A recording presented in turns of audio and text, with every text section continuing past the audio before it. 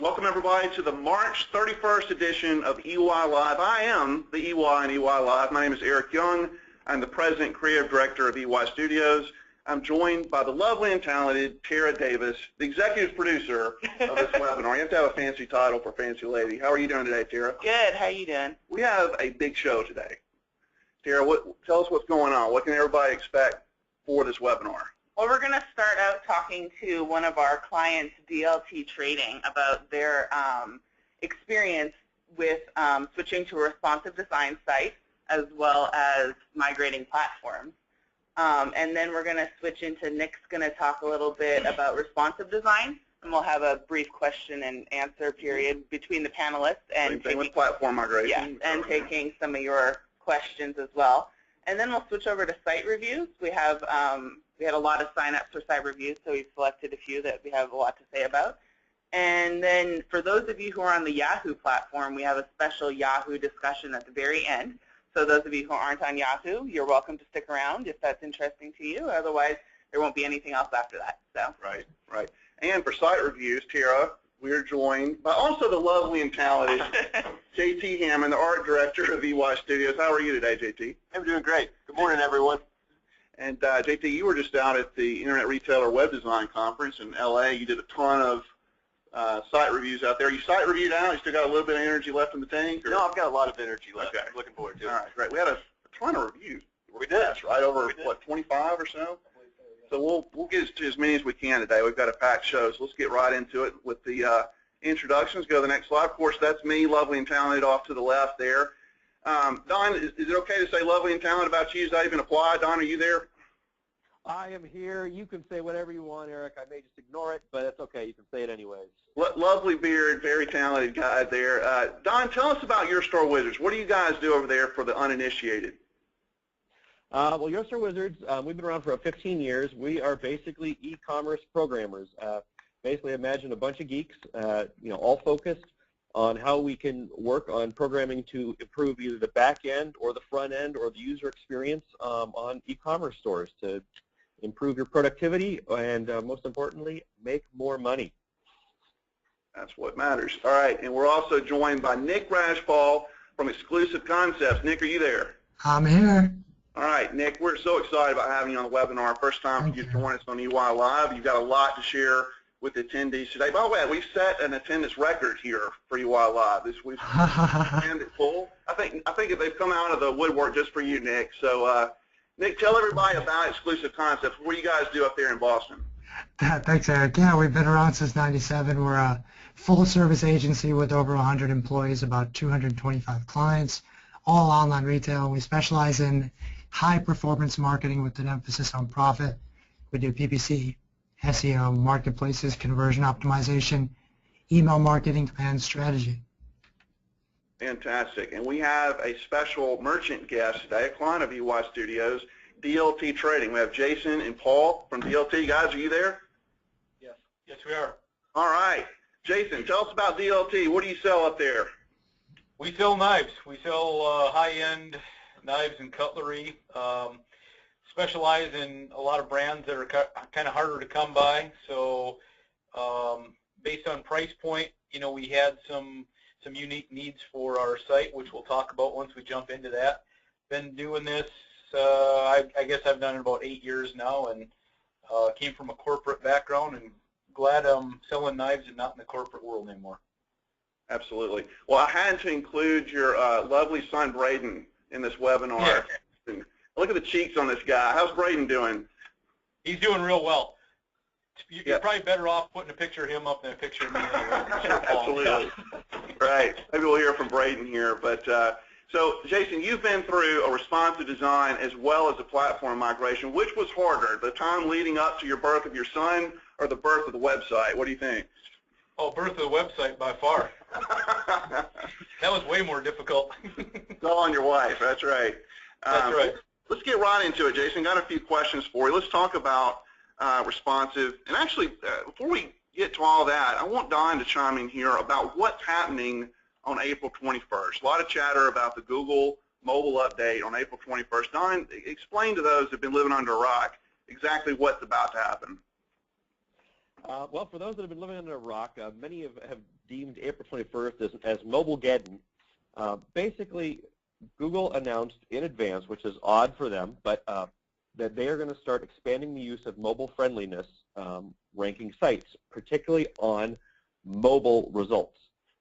And basically, they say it's going to have a significant impact. And so the idea is, when you're doing a mobile search, and this does not affect tablets, does not affect your desktop, but on a mobile search on your phone, it will significantly change the results so that mobile-friendly sites will be ranked above those that are not mobile-friendly. There's a lot of ins and outs. We'll talk about that more, and Nick will talk about it in details. But it's a big change coming. They've had this mobile-friendly marker for a while, and it's something that everyone is thinking about, doing something about, or afraid of, one or the other. Or they don't know about it, I guess. So there you go. Oh, thank you, Don. So, Jason, having heard all of that, knowing what's about to happen with the Google update, having already done the responsive design, what's your take on it in general? What's your perspective on all this? I think it's as close to a must-do as possible, having your site mobile-friendly. My feeling is, regardless of Google throwing down the gauntlet and saying that you really need to be mobile-friendly, you really need to be mobile-friendly even without that. Our results from having going from a very mobile-unfriendly site to having one that's much better than our competitors has done just tremendous things for us. I'm not a guy that does shopping on my phone or on a tablet. I'm a desktop guy, so I didn't necessarily think that it was going to be as huge as it was. I am blown away every time I look at the stats, how much of our revenue, how much of our profit, how much of our traffic is on mobile devices now, and it grows every day. So then you throw in the search engine ranking factors, and I really think it's a non-decision. You have to do it and do it right. And for us, I mean, it was truly one of the best decisions I've made in business. Great, great. Now, Jason, I think a lot of people are looking at this upcoming announcement, and they're just kind of thinking to themselves, all right, what do I have to do to check the box to make sure that I meet Google's requirement, and is that enough? So the question to you is that enough? Is just making sure that you've met Google's requirement enough, or is there a bigger picture to kind of look at? What do you think? Well, maybe in the short term, just checking that off might get you by for a while, but realistically, Google is all about user experience and providing appropriate search results and a good experience for the searcher. Otherwise, people go to other search engines. So they want to return relevant results. They want to return sites that are a great experience for the customer. And so if you think about it from the standpoint of just checking off the box, I think you're selling yourself short. You really want to put some effort into it, put some money into it, and try and have the absolute best experience that you can for the customer. And then the search engine rankings and everything else will follow, because Google is all about selling ad revenue or selling pay-per-click ads, and the only way that they can do that is by providing the best results to customers, and that is driven by user experience. And increasingly, especially with younger people, that user experience is geared largely towards or resulting from the mobile experience. So it is of paramount importance, if you ask me. Okay. Now, you kind of hinted at it earlier, but obviously every business owner that's attending today is thinking about the ROI. They're thinking, all right, if I got to shell out the cash for this, what's it going to get me? So let's talk numbers, whatever you feel comfortable in sharing, Jason. But what kind of improvements have you seen in your store since launching the responsive? So, from a 30,000-foot view, and Paul can drill down in the numbers a little bit, we have a somewhat complex site because we do a lot of personalization, engraving, and things like that, as well as having niche products that had very specific needs, from images to option sets to a lot of things. So our build out was probably a little more difficult than the average. So for us, it was a fairly substantial investment to do it, because we really had a lot of bells and whistles that we ended up doing. So when I kind of figured out what it was going to cost, my hope was that the increase in conversions would pay for the redesign within a year. We're about 5 months in, and we've already recouped that money. So our experience was, it greatly exceeded our expectations. And as far as kind of what those numbers are, I think Paul's got some of the numbers as far as conversion rate and mobile traffic. So with the redesign and the replatform, since that was all in one, our conversion rate is up by 30% compared to what it was prior. Our mobile revenue is now 27%, which is over a 100% increase from what we previously had. So quite substantial numbers. Great. So it's definitely paid off then. It sure has, and that 27% of revenue, I think, is actually light, because a lot of the products we sell are $200, $300, $400. I think rarely does somebody look on their phone and go all the way to purchase, but a lot of times they go on their phone and do some research, maybe on break at work or when they're in traffic or whatever, and do some of the research, and then actually finish the sale on a desktop device. So I think actually it's more than 27%, and the feedback that we've had from customers kind of tells that story, where people say, well, I still call my order in, I still place it on a desktop, but your site is so mobile friendly now, and it's so much better that we now go to you instead of to the competition. So it's been very good for us. Right. Now you moved. I mean, and really, for all the store owners out there, it's all about the bottom line. That's how I make all of my decisions. Absolutely. Like I say, it was a very substantial investment for us, one which I really put the homework into. And Eric, you and I have had this conversation. There were people that were less expensive than you, but I went with you because I knew that when we got done, we would have a product that we were extremely happy with and that would exceed our expectations and make us money. Having a great site isn't just about something that looks great. It's about what makes you money. And your designers, and for sure you at the top, have always looked at things, how can I make my client money? And so I wanted somebody like that in my corner, and like I say, I'm really happy we did. Awesome. Well, I appreciate that. You guys have been a great client. I appreciate the kind words.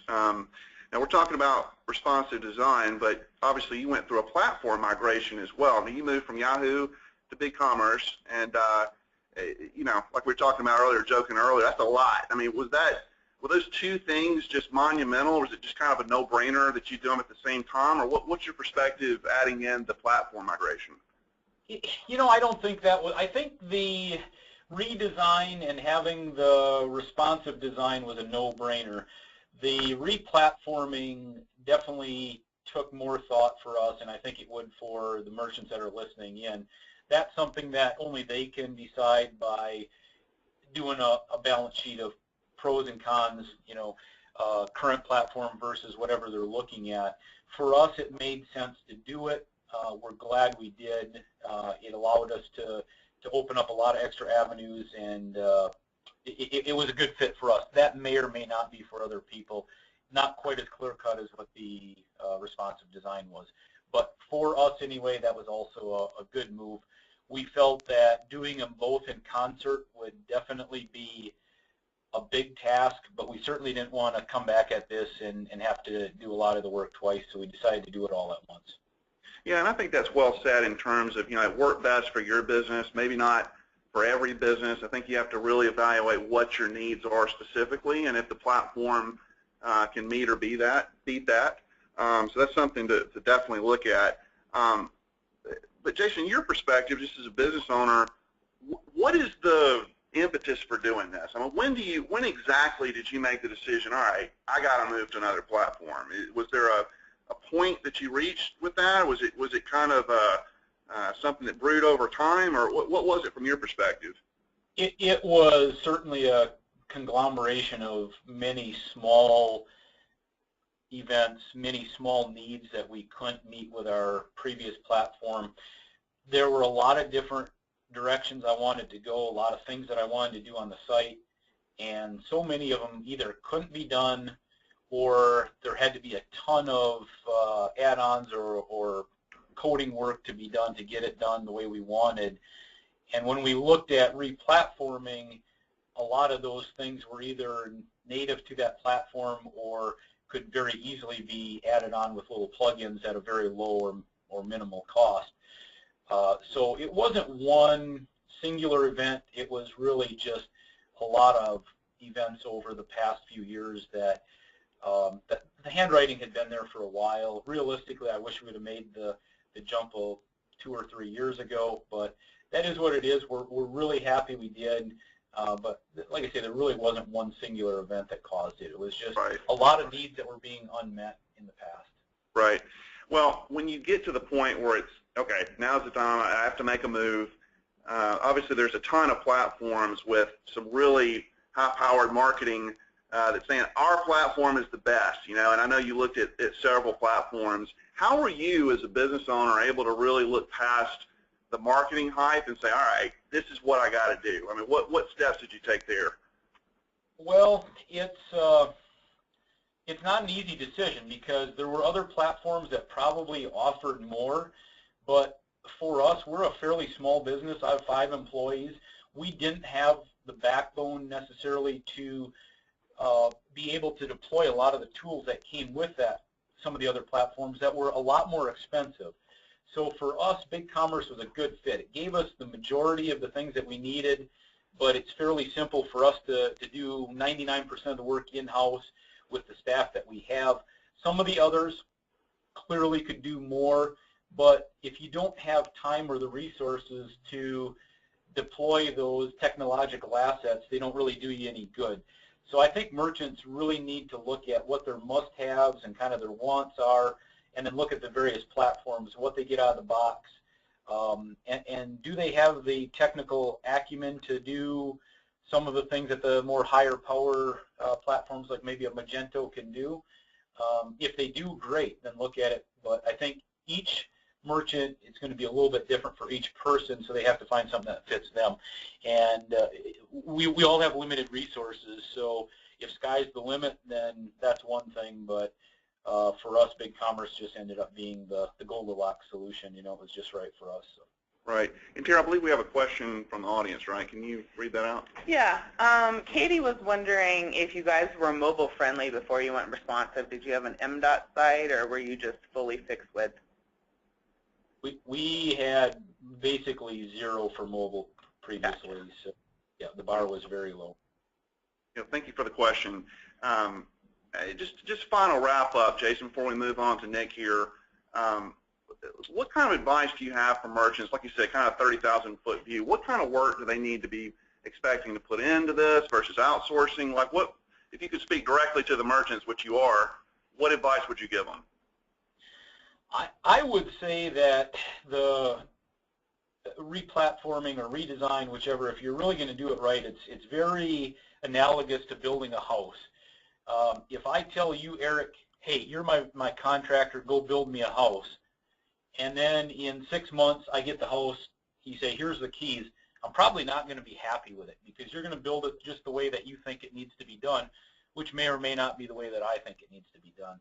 So I think for the project to really be successful, the merchant, A, needs to really know the direction they want to go with their site, and then get that information to you, try and, it doesn't necessarily have to be wireframed or whatever, but give you clear guidance on what they want as an end result, have you guys work your magic and do your stuff, and then when it's just about done, come in and do the final painting and select your colors of your carpet and things of that nature, and you should have a good project. But I think where some people, and we've had peers in our industry that have just, they say, hey, I'm not a technical guy, and they just flip the keys to a designer and say, build me a new site, and then they're not happy with it. But I think that's an unrealistic expectation.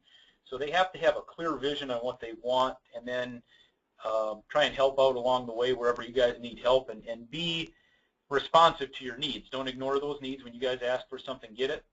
And if they do that, I think they'll be blown away with the end results. Absolutely. Paul, before I ignore you here completely, any other thoughts from your perspective? What do you think about what Jason's saying?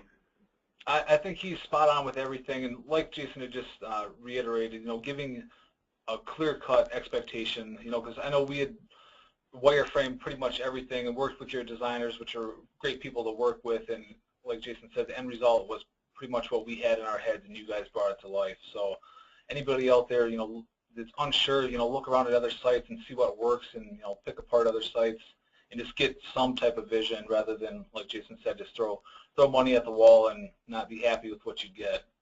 Absolutely. So just to recap, because Paul brought up a point that I just would like to touch on. So really have a clear vision of what you want, and make sure that when you're shopping different developers that they actually ask those questions.